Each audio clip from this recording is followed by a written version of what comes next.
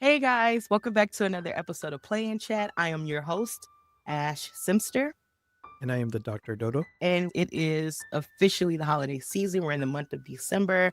So, in this episode, we're going to talk about what our favorite traditions are, and we're going to do a countdown of our top five favorite holiday films and our top five favorite holiday songs.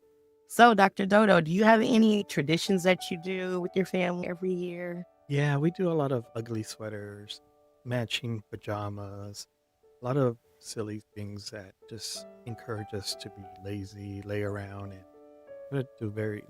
How about you? Well, for me, I watch all my favorite Christmas movies.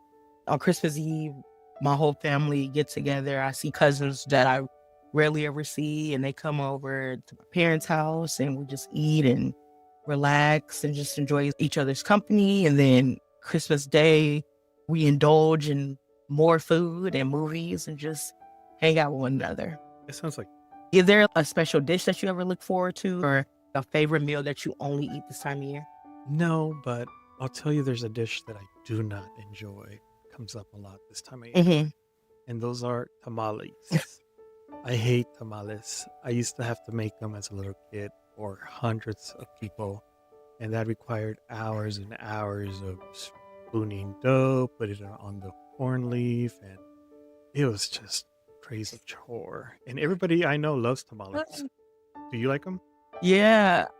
Yeah. Growing up as a kid, I did not like tamales, but then when I got older, because I found a way that helped me like them. I eat mines with ranch. So I have to eat it with ranch and like Lay's potato chips, and it's just the best combo to me. But when I would work at Pete's, one of my favorite customers, she would make them. She would bring a big pan in for all the staff, a huge pan of tamales. She would bring them in for New Year's Day to us and as a gift. And I look forward to that every New Year's. So they were great. They were so good. Your tamale sounds gross. Like, what do you mean? You dip them in ranch and you cover them in chips? Yeah. I dip them in ranch. I eat my tamales with Lay's potato chips and I dip my tamales in ranch.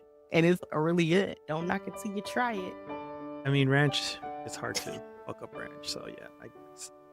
I recently tried a very unique tamal from Puerto Rico in which the Mhm. consistency is very different than what is done in most of Latin America. It had this Mhm. gelatin type of consistency, and I think it was done with rice as opposed to corned dough. So it was very interesting, but very delicious. If you ever get a chance, I highly recommend. Oh, yeah. I need to check that out. This time of year, my mom, she only makes it maybe twice a year for Christmas Eve and Easter, but she makes a punch bowl cake. Have you ever heard of a punch bowl cake? No, tell me what it is. So it's basically strawberry shortcake, but it's made in a big punch bowl. And she layers it cake, strawberries, and then whipped cream, and then she just fills it all the way up to the top. It is so good. And she does not like making it for some reason. I don't know why, but she will make it only during this time of the year. And if we're lucky, she'll make it for Easter. But yeah, Christmas Eve, that's one of the desserts I look forward to. That sounds delicious. Are Yeah. strawberries in season during this time? She buys the frozen strawberries that are already in the syrup and she puts sugar in it and let it sit overnight. And it comes out so sweet. And then she just puts it together and it is such a great dessert and it feeds so many people. Let me ask you something. What do you When it comes to Christmas Eve, that is my day, okay? My menu on Christmas Eve, I fry chicken wings and we have spaghetti, which my mom makes. It's like a smorgasbord. It's all finger foods. I make appetizers and all the desserts. I make cookies and brownies and a couple of bundt cakes. And yeah, it's a buffet. Like you don't know what might be on the menu. You're a big time baker. That sounds pretty cool. Yeah, I like to bake, especially this time of year. I've had the pleasure of trying your pudding cake. Is that what it was that I tried? Oh, yeah, my banana pudding, yeah. That was delicious, and I've never had it in my life, and I'm always thinking about it. You're very good at baking, Thank you. of course. So tell me, outside of traditions with your family, do you guys do a Secret Santa or you guys get drunk? Do you play any games? Anything crazy happen during this So, time? yes, we play board games. One board game that we do play is a game called Ticket to Ride. Have you ever heard of Ticket to Ride? No, tell me about it. It's a train game. I think you could play with like maybe 2 to 6 people, maybe more. And everybody has their own set of little train cars.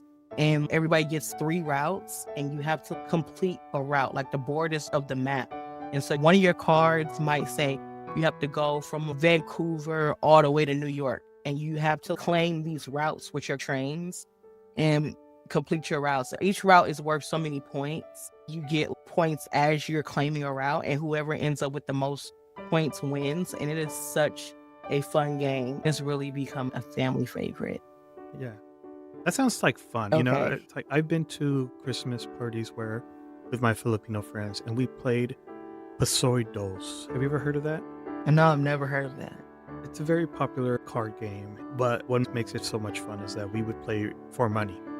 And it's just great times. I encourage you to Well, that's participate anytime you can. all right. Yeah. Well, you gotta show me how to play that because I've never heard of it. The show. We also like to watch movies, of course, as I mentioned earlier. So we are gonna discuss our top 5 favorite films. So I have my own list. Dr. Dodo has his own list, and mine is arranged in a particular order. And I am going to start with number 5. So are you ready, Dr. Dodo? Yes, hit me. All right. Oh, So, coming in at number 5 is Almost Christmas, released in 2016, starring Danny Glover and the funny comedian Monique. Danny Glover plays a character named Walter Myers, a widow father who gathers his family for Christmas after the passing of his wife, Grace. I think she passed away 10 months earlier. So, with his family coming into town, it's sparking drama, laughter, a journey toward love and unity. And this movie is so good. It's so funny. Anything that Monique is in, she's just hilarious. She's such the comedic relief in this. It has so many other people. It has Gabrielle Union, Omar Epps, JB Smoove, so many people. Coming in at number 4 is Home Alone, a classic, a film released in 1990, starring Macaulay Culkin, who plays 8-year-old Kevin McAllister, who is accidentally left home alone when his family flies to Paris for Christmas. He initially revels in freedom, but soon must defend his house from 2 criminals using clever homemade booby traps. Home Alone is a classic. I mean, anybody who does not have this at least in your top 10, I don't know. Coming in at number 3 is The Best Man Holiday, a film released in 2013 about college friends who reunite for Christmas, rekindling old rivalries and love, only to face heartbreak and rediscover the power of friendship. This movie is filled with like a pantheon of wonderful actors. You have Morris Chestnut, Nia Long, Taye Diggs, Monica Calhoun, Melissa, I think D'Souza, Regina Hall, Sanaa Lathan, Harold Perrineau, and Terrence Howard. We have all these amazing, talented actors, and it's such a great film. It is a follow-up to the first movie called The Best Man, which was released in 1999. Even though this movie is sad, there's so much laughter and so much fun that happens before the sad part even hits. And you would just love these characters so much, starting with the first movie. And then if you want to spend even more time with these characters, there's a TV show that was released in 2022 called The Best Man Final Chapters. And you can watch it on Peacock. I advise everyone to check it out.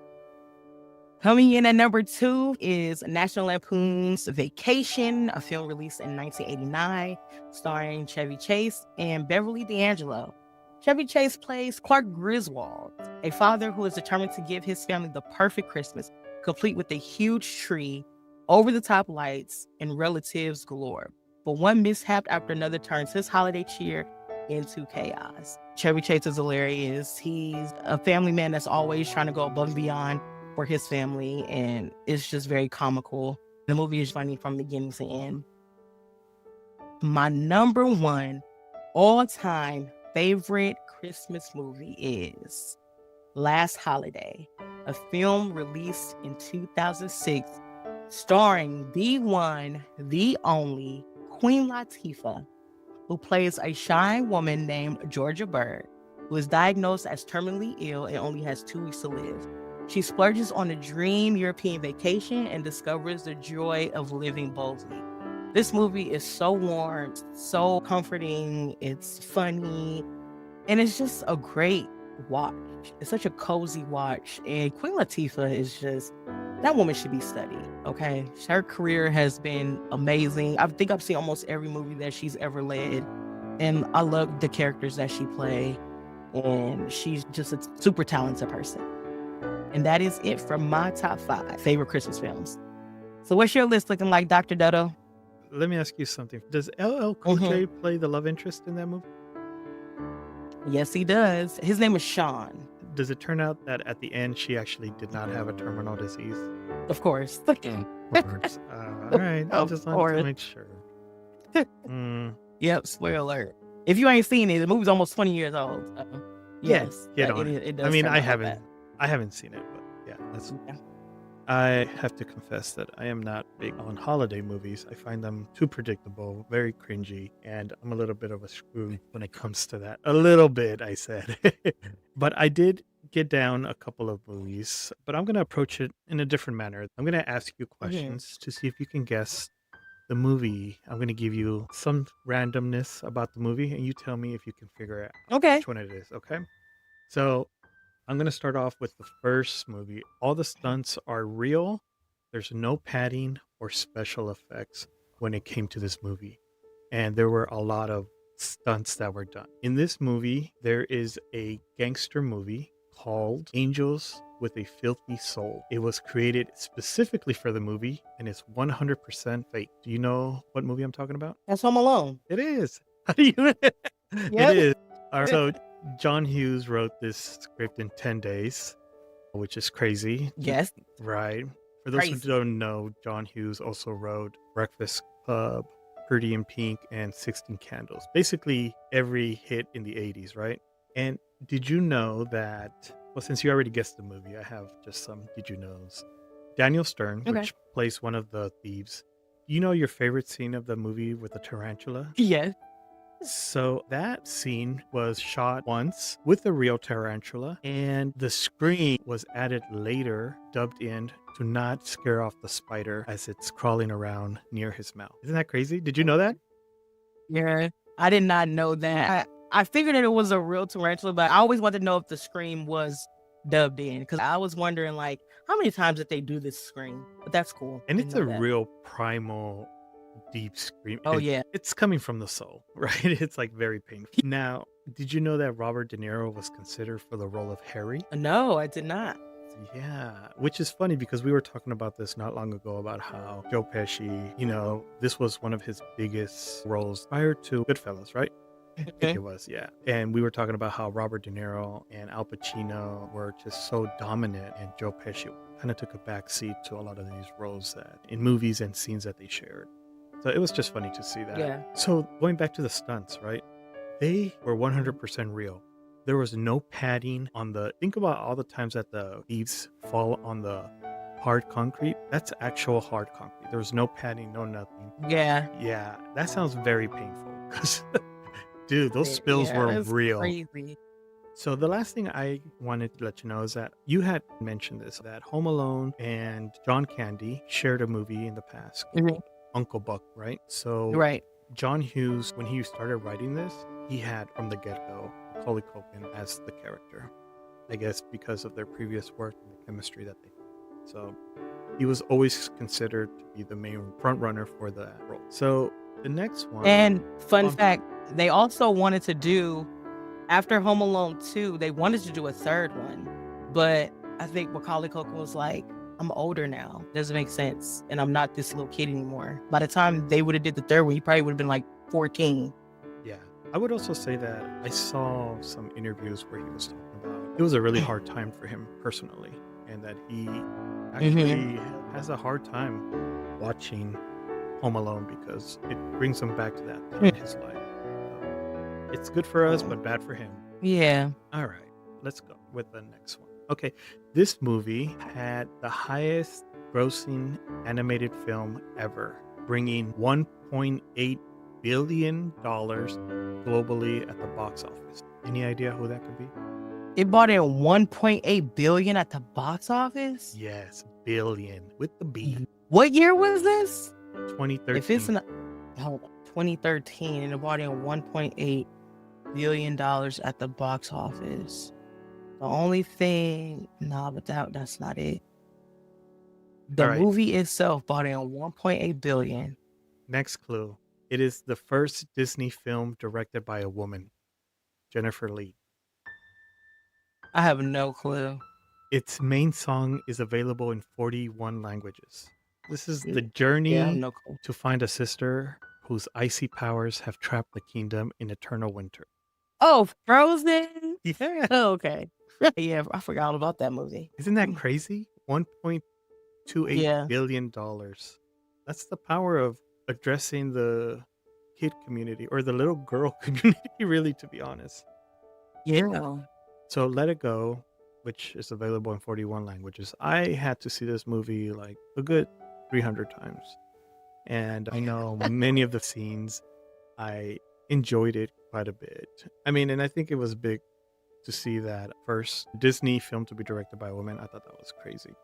How is it that it's taken this long to get a female director for a franchise that caters to little girls? It's ridiculous. Yeah, that's wild. Also, another fun fact is that Elsa is the only Disney princess that is not a teenager, as she is 21 years old in the film. Take that. So I stumped you. I can't believe I stumped you. Yeah, you stumped me. You know me, I don't do animation like that. So you got me on that one. Okay. Well, the next movie it's not really a holiday movie. Some would argue that it is. It has one of the best performances done at a winter talent show to the awesome song Jingle Bell Rocks. Do you know who I'm talking about? Mean Girls. Yeah. So this film is full of wonderful people. Tim Meadows, Tina Fey, right? Tim Meadows, for those who haven't seen his film, The Ladies' Man. Oh my God, that is a hilarious film. It is not appropriate for all ages. But if you're an adult, watch it. It is funny as fuck. Yeah, it's a classic. You consider it a classic? Oh my goodness. Yes, I love that movie. I think it was an SNL character, wasn't it? Yeah, it originally started as an SNL. Ew. Yeah.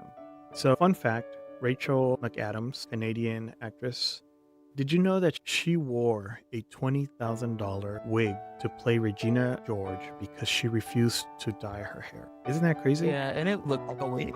It really did? No way. Yeah, You got 100%. really? Really? I was like, I was fooled. Yeah.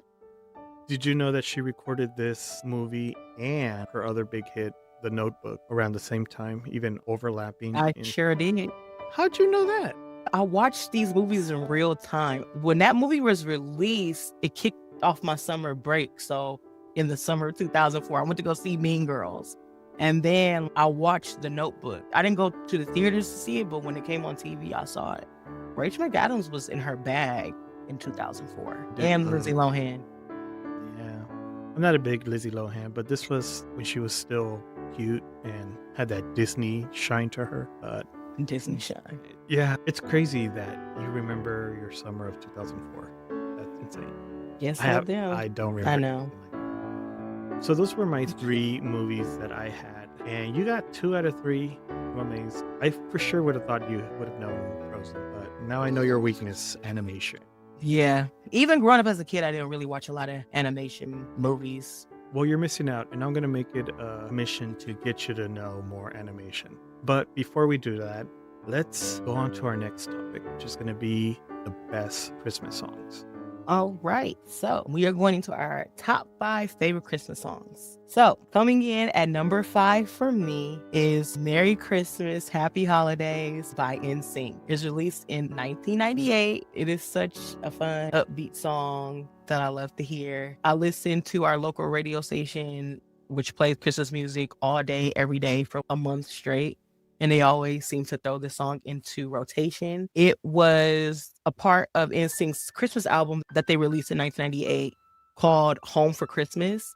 And it's also on the soundtrack to a movie called Home for Christmas that stars Jonathan Taylor Thomas, who used to play on Home Improvement. And in the end credits, they play the whole entire song.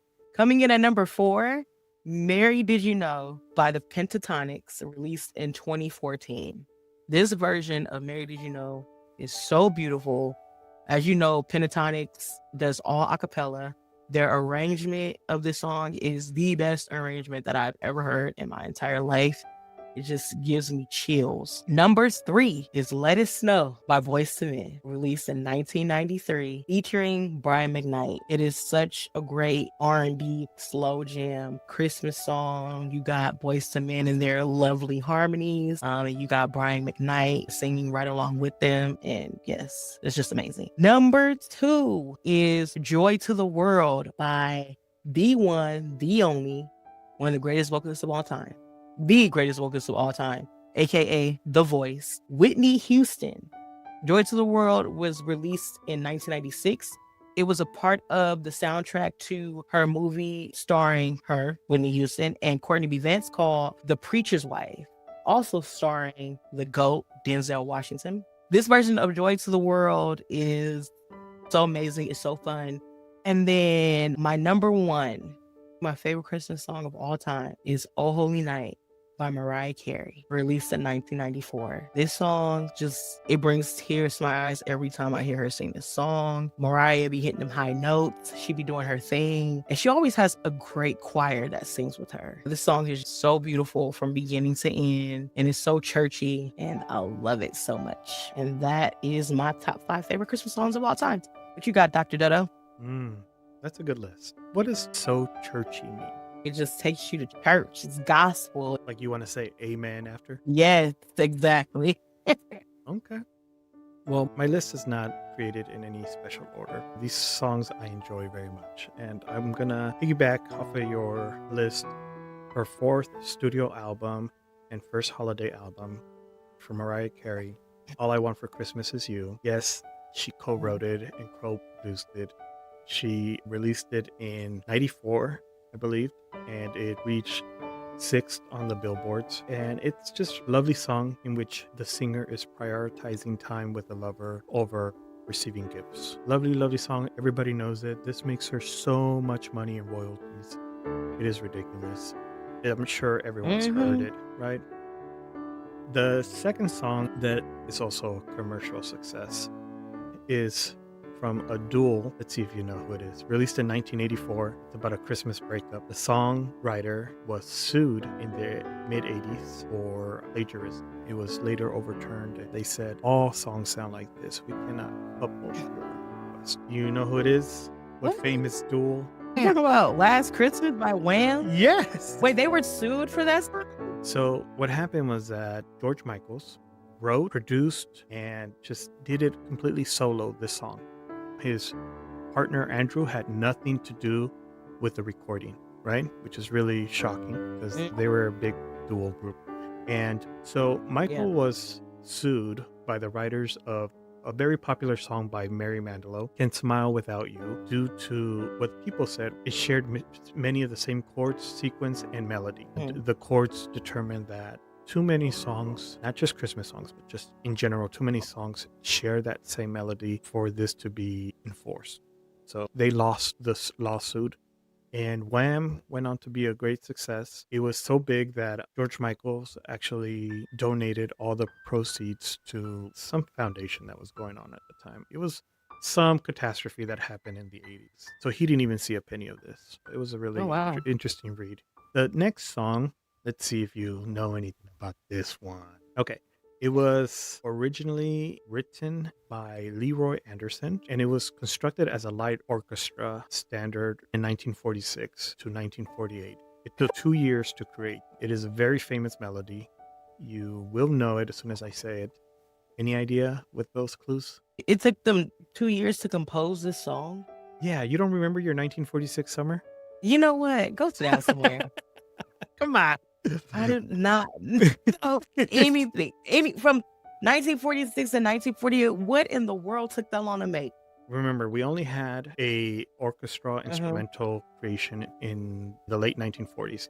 In 1950, Mills Music commissioned Mr. Parrish to create lyrics for this song, and it's been covered by many people. The group that I enjoy, the version that they created, saw this be a hit for them, only coming in at second after the song "Be My Baby." Do you know that song? Was it like a Beach Boys song? No, almost. It's close to that genre. Sleigh Ride from 1963, is it Ronettes? Oh, the Ronettes. Yeah. All right. So the other two songs, I don't expect you to know them because they're in Spanish, but they're very, very popular songs. One is called Navidad Sin Ti, which translates to Christmas Without You. It was written by Marco Antonio Solis, which is the lead singer of the group Los Bukis, which is a very popular band that was started Mm. in the 1970s and still very popular and touring still. It's about a man that feels sad to spend another Christmas without his partner.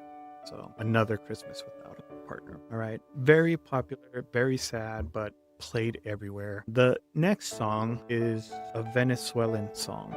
And I didn't know it was from Venezuela until I did my research on this song. It's called Mi Burrito Sabanero, which translates to My Little Donkey from the Savannah. It also has the second title of Burrito de Belén, which translates to The Little Donkey from Bethlehem. And it was written and released in 1975. So it's a very old song written by Hugo Blanco Manson, and people are driven crazy by how many times you hear this during Christmas. And it's about a little boy who's on his way to Bethlehem to visit Jesus because somehow he knows that he was born. So if you see me, then you probably see me traveling through Belen or on my way to Belen with my little donkey. That's really what the song translates to. And it is just sung and known all over Latin America. So those are my Nice. favorite top 5 for now. And I hope we do this every year because I think there are many more songs that come up. Yeah. There's so many Christmas songs. Well, there's so many different variations of the same Christmas song. And some are good and some are not. So, yeah, the list can continue to grow. Yeah, let's do next year with no repeats. I am down for that. All right, y'all. Well, that's all we have for you today. Thank you for tuning in for another episode of Play and Chat. We hope you enjoyed this episode. If you did, please like, subscribe, share, and leave something in the comments. Let us know what your favorite holiday movie is, or what's your least favorite holiday movie, or your favorite song or least favorite holiday song, your traditions. Let us know. All right. And we will see you all next time. Thanks for tuning in. Thank you. Bye. Bye.